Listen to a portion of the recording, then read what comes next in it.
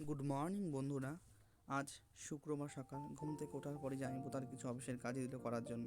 তো সেগুলো আমি আস্তে আস্তে কমপ্লিট করে ফেললাম। তো সেগুলো শেষ হয়ে গেলে আমি গুটি গুটি পায়ে দিদি রান্নাঘরের দিকে একটু এগিয়ে গেলাম।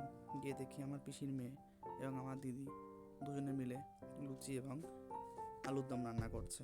তো লুচিগুলো দেখতে অত্যন্ত সুন্দর হয়েছিল, বেশ ফুলকো ফুলকো হয়েছে, তোমরাও দেখে নাও।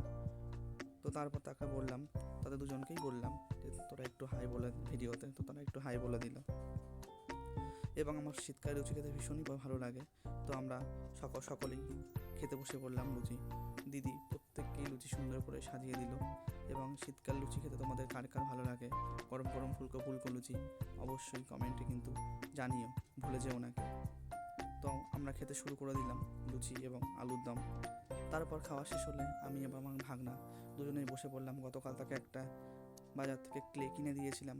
তো সেই ক্লে দিয়ে তার নানান বায়না শুরু হয়েছে যে কিছু না কিছু বানিয়ে দিতে হবে। কেমন হয়েছে ফুলটি অবশ্যই কমেন্টে জানিও। তো তারপর তাকে বললাম যে একটু হাই বলে দিতে। তো সে আবার একটু আমাদের ভিডিওর একটু হাই দেখিয়ে দিল।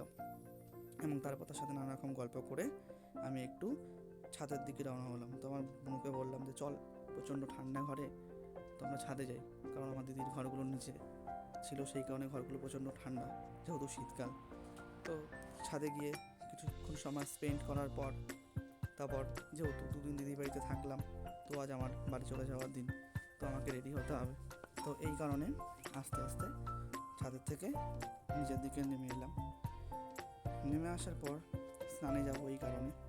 তো তারপর স্নান টান করে আসার পর দিদি খেতে দিয়ে দিয়েছে।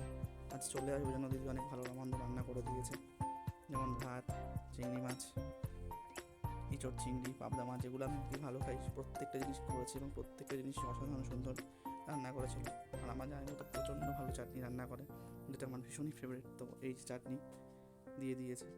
তো তারপর যখন আমি রেডি হয়ে গেলাম, আমার ভাগনার তো আমাকে না আসতে দেওয়ার নানা রকম বাহানা খুঁজছে, যেতে দেবে না, ব্যাগ রেখে দিচ্ছে টেনে। তো তাকে নানা রকম বুঝিয়ে বললাম যে নেক্সট উইকে আবার আসবো, কিন্তু তাতে বসে নারাজ। তো অবশেষে অনেক রকম বুঝিয়ে সুঝিয়ে আমি বাড়ির দিকে রওনা হতে যাচ্ছি। তো চলো বাড়ির দিকে যাই, এবং বাড়িতে গিয়ে নেক্সট ভিডিওতে তোমাদের সাথে আবার দেখা হবে। লাইক, কমেন্ট, সাবস্ক্রাইব করতে ভুলো না। বাই সকলকে।